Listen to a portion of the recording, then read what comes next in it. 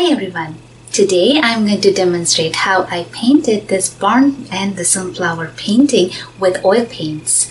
However, the video was getting too long, so I cut it down a little bit, and today I'm going to demonstrate how I paint the entire tutorial other than the sunflower part. So you will learn the sunflower part in the next. I'm starting off with blocking the background sky. I started off this painting on a reused panel.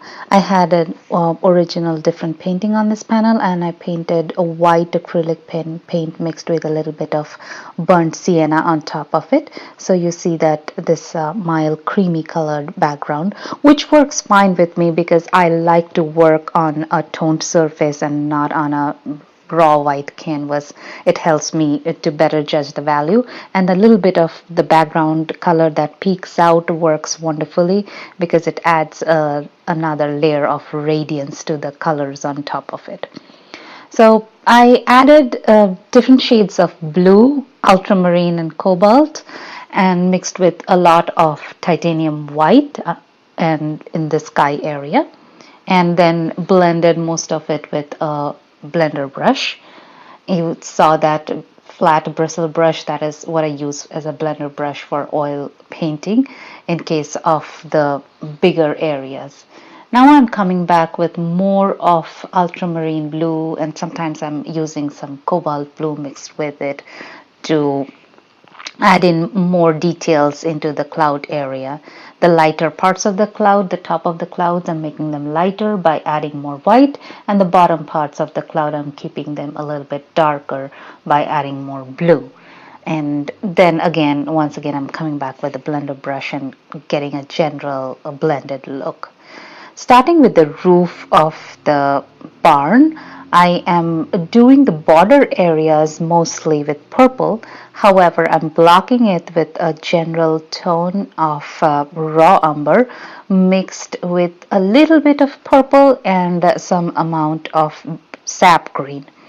And in the body of the barn, wherever I'm not using the same color as on the side of the barn, I'm using the same color as the roof and making it a touch darker by adding more purple. But in the front part of the barn, you will see that I have added more of red. So I've added some of my scarlet red and crimson red along with the mix that I've used on the roof for the front part. Firstly, I'm generally just sketching out the outline of the barn, where the doors will be, where the windows would be, and where the different lines should come out, and then I'm blocking the general area with some reds. I'm also adding some yellows to the reds at certain areas to get a look of and feel of orange. What I want to achieve here is like a little rugged barn look, an old barn look, where the paint has kind of peeled off at certain places. Some of the paint looks red because they have stayed a little bit fresher than the rest of it, which has become pretty much old, and that is a look I'm going for, a little worn out look, and thus the use of a lot of raw umber and sap greens and yellows are helping me out. As I am blocking in the barn area, I'm also blocking in the surrounding areas with some yellow ochre mixed with a little bit of sap green. At times I'm adding in some blues to it to get a darker greener shade. Sometimes I'm also adding in some amount of raw umber to get a browner shade. It depends on the reference photos that I'm using. I did not use one particular reference photo for it. In fact, I used like 2 or 3 different reference photos for this particular painting. Where I live in Indiana, barns are a very common sight everywhere. So I have hundreds and hundreds of barn pictures with me, photographs with me, and the route I travel through, I probably see hundreds of barns on the way up and down every day. So this is something that I can kind of draw from my memory as well, because it is refreshed every day.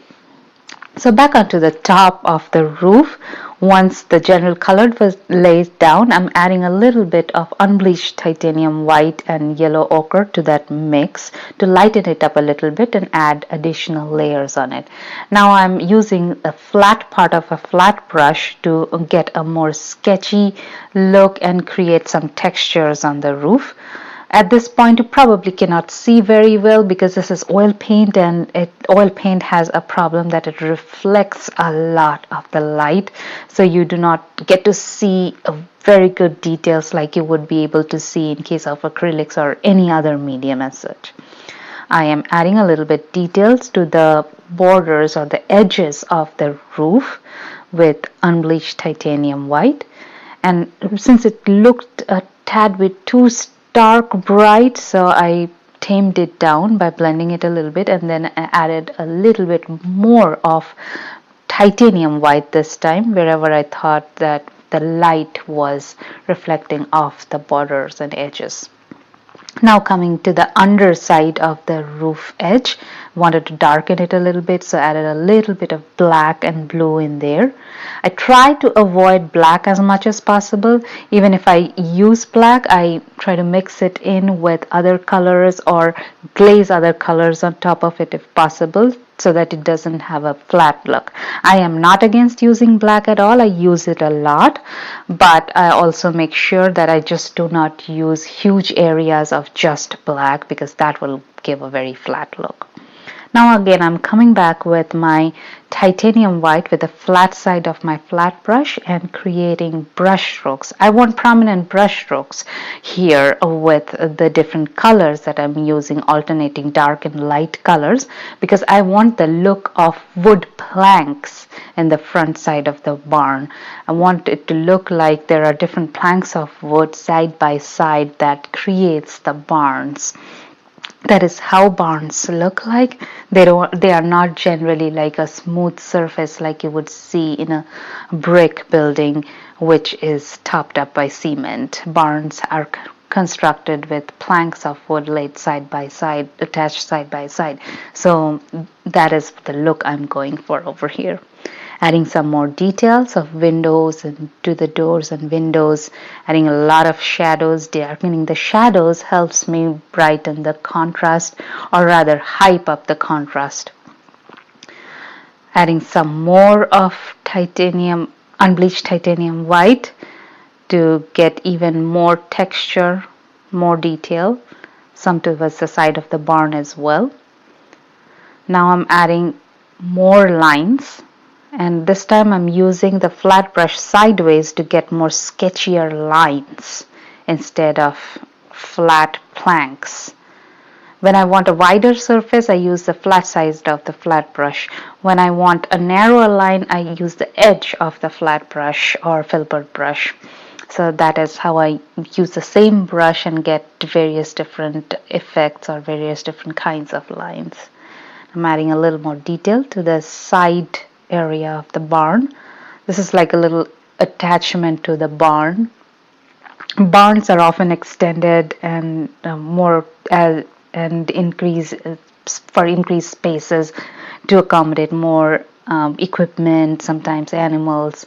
So this is something like that where some attachment was added. And in this part, the doors and windows I created with a little bit of white, adding the same plank look but this time sidewise.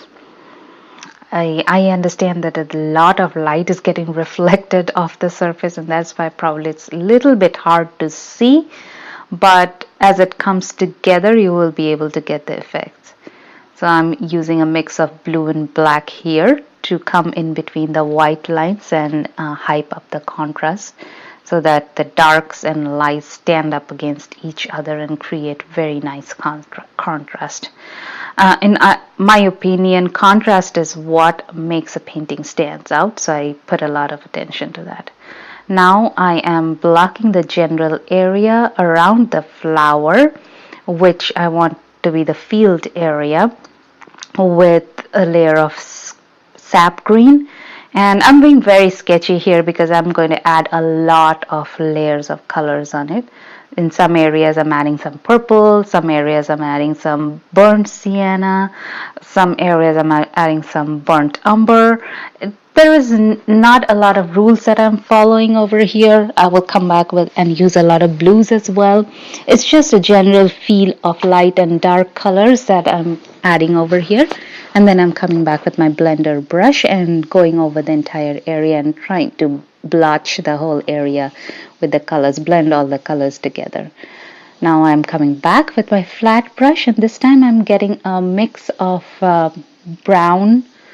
It can be umber, burnt sienna, burnt umber, whatever you have in hand, with a little bit of green, sometimes adding more blue to the green to get a darker shade of green, and adding some stock looking things. At this point I'm not looking for a great amount of detail, just the look of longer grass and weeds that you would see generally around growing in around barns.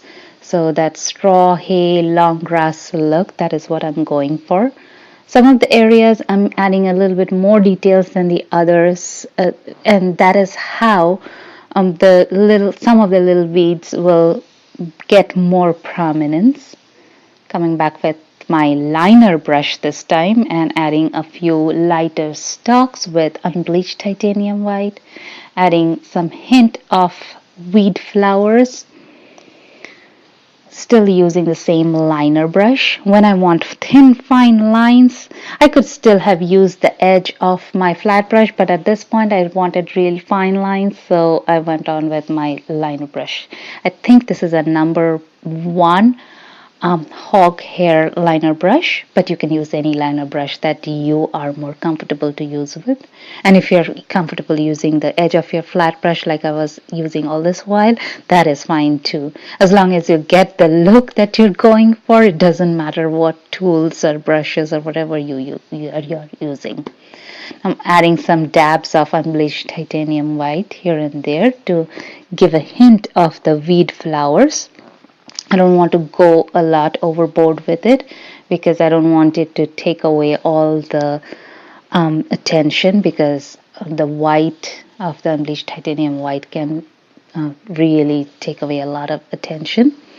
Once I am done with this weed area, I'm coming back with the sunflower.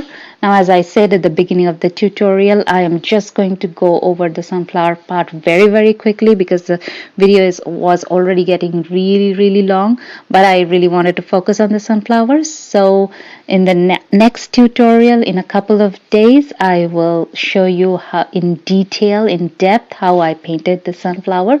So look out for that video in a couple of days. That would be the part 2, where I just go over the sunflower painting part in great details and the leaves of the sunflower as well.